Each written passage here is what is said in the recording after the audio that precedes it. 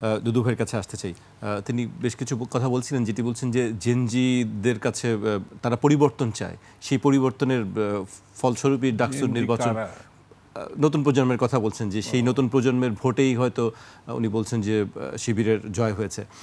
আরেকটি কথা যেটি বলছিলেন যে জাতীয় পার্টির সঙ্গে বিএনপির একটি আতাতের বিষয়ে তিনি প্রথম দিকে বলছিলেন যে জাতীয় পার্টিকে পুনর্বাসন, জামাতের সঙ্গে বিএনপির একটা আতাত ছিল।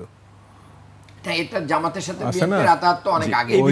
আমাদের মার্কা নিয়ে তাদের এখন খুব দুঃসময়, তখন আমাদের মার্কা নিয়ে ইলেকশন। ভাই মার্কা দিয়ে তো আপনারা করুণা করেন নাই, মার্কা নিয়ে আপনাদের লাভ আমি তো আপনার ইয়ে করি না। আমরা এই কৃতজ্ঞতা আমাদের আছে, আমরা তো লং টাইম আপনাদের সাথে। মান্নান ভাই আপনার কাছে আসবো, না বলো এই বিষয়ে আমি শুনতে চাই। না অনেক কথা আছে, মান্নান শেষ করতে পারে, মান্নান শেষ করতে পারেন, বলেন।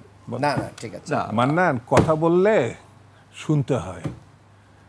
জামাত তো এরকম আদর্শিক সংগঠন, এত সৌজন্যতা শিখাইছে, আরেকজন কথা বললে আবার বন্ধ করতে হবে, বাধা দিতে হবে। ভাই মিস করতেছি দুদু ভাই। আমি নো এটা আমি কখনো প্রত্যাশা করি নাই।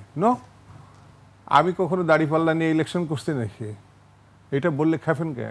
না, তো দাড়িপাল্লা নিয়ে আপনাদের ইলেকশন করার প্রয়োজন হয় নাই তো, কারণ আপনারা তো দাড়িপাল্লা প্রয়োজন হয় নাই, স্বাভাবিক।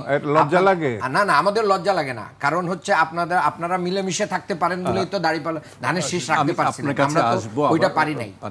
শোনেন আরে ধর আমাদের ডাকবেন আমি তো আপনাদের ডাকে জামাতের সঙ্গে ইয়ে করতে চাই না। যারা ধৈর্য নাই শোনার, তাদের সঙ্গে আপনি ডাকবেন কেন আমাকে?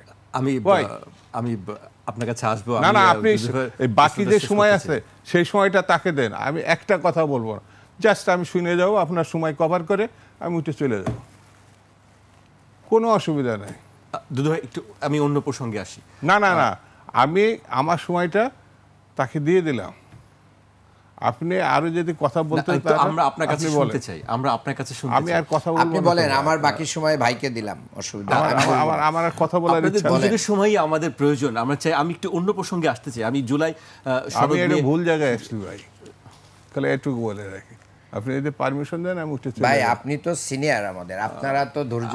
আমি আপনাদের দুজনের কাছে বিনীতভাবে অনুরোধ করছি, আমরা আসলে আমাদের জায়গা থেকে যার অবস্থান থেকে কথা বলি।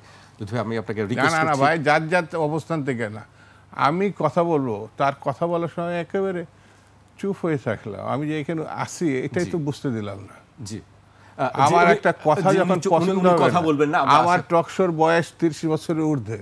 জি, আমরা জানি দুদু ভাই, আমরা বিষয়গুলো আমরা জানি।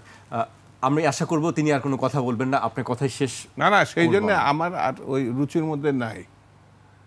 আমি আমার কথা বলার জন্য আসে, আমি কখনো ক্রস করি না। আমার এটা হলো রাজনীতি। জি, আমরা দেখেছি, আমরা জানি। আমার সময় ছাত্ররা শিবিরে ছিল হলো তায়ের সাহেব, এখন অনেক বড় নেতা জামাতের।